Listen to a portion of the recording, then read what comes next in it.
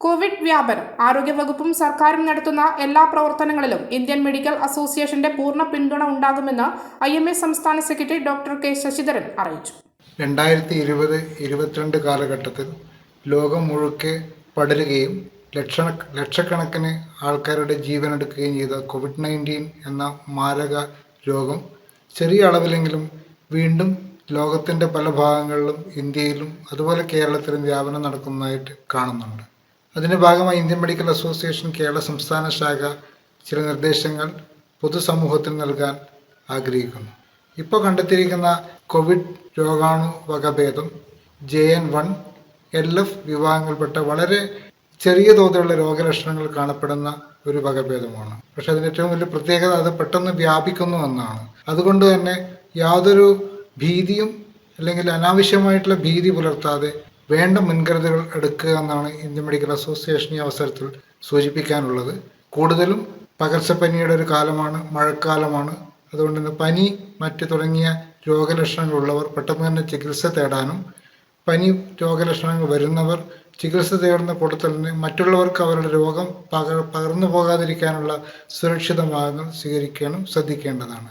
അതേപോലെ തന്നെ ആശുപത്രികൾ, മറ്റ് ആരോഗ്യ സ്ഥാപനങ്ങൾ എന്നിവിടങ്ങളിൽ എത്തുന്നവർ മാസ്ക് ധരിക്കുവാനും ആശുപത്രികളിലുള്ള രോഗികളെ സന്ദർശിക്കുന്നവരുടെ എണ്ണം നിയന്ത്രിക്കുവാനും മറ്റ് സാമൂഹിക അകലം സാനിറ്റൈസറുകൾ ഉപയോഗിച്ച് വൃത്തിയാക്കുക, അതേപോലെ തന്നെ രോഗവ്യാപനത്തെ തടയുവാനുള്ള മറ്റ് മാർഗങ്ങൾ സ്വീകരിക്കുവാനും പൊതുജനങ്ങൾ ബോധവാന്മാരാകേണ്ടതാണ്. പ്രത്യേകിച്ച് രോഗലക്ഷണങ്ങളുള്ളവർ മറ്റുള്ളവരുമായി സമ്പർക്കം പുലർത്താതെ നോക്കുന്നതോടുകൂടി രോഗസാന്ദ്രത സംശയിക്കുന്ന ഇടങ്ങൾ, പ്രത്യേകിച്ച് ആശുപത്രികളിലും മറ്റ് ആരോഗ്യ സ്ഥാപനങ്ങളും സന്ദർശിക്കുന്നവർ അല്ലെങ്കിൽ എന്തെങ്കിലും ആവശ്യത്തിനവിടെ എത്തുന്നവർ മാസ്കുകൾ ധരിക്കുവാനും രോഗവ്യാപനം ഇല്ലാതെയാക്കുവാനും ശ്രദ്ധിക്കേണ്ടതാണ്. ഗുരുതര ആരോഗ്യ പ്രശ്നമുള്ള പ്രത്യേകിച്ച് ക്യാൻസർ രോഗികൾ, വൃക്ക രോഗികൾ, ഹൃദ്രോഗികൾ, ഇത്തരം ഗുരുതരമായിട്ടുള്ള ആരോഗ്യ പ്രശ്നങ്ങളുള്ള ആൾക്കാർ കഴിയുന്നത് മറ്റുള്ള രോഗികളുമായി സമ്പർക്കം വരാതെ ശ്രദ്ധിക്കേണ്ടതും ഇത്തരം രോഗങ്ങൾ വരാതെ ശ്രദ്ധിക്കേണ്ടതുമാണ്.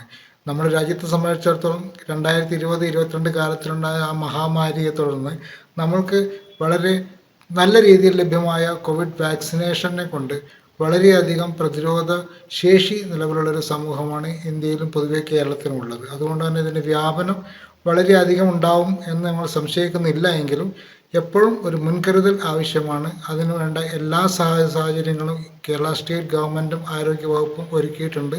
അതുമായിട്ടുള്ള പ്രവർത്തനങ്ങൾ പൊതുജനങ്ങൾ സഹകരിക്കണമെന്നും ഇന്ത്യൻ മെഡിക്കൽ അസോസിയേഷൻ ഇത്തരം പ്രവർത്തനങ്ങളുമായി എല്ലാ കാലത്തും എല്ലാ സഹകരണങ്ങളോടും ഒത്തൊരുമയോടും കൂടി പോകുമെന്നും അറിയിക്കുവാൻ ഇന്ത്യൻ മെഡിക്കൽ അസോസിയേഷൻ സംസ്ഥാന സെക്രട്ടറി എന്ന നിലയിൽ ഞാൻ ആഗ്രഹിക്കുകയാണ്.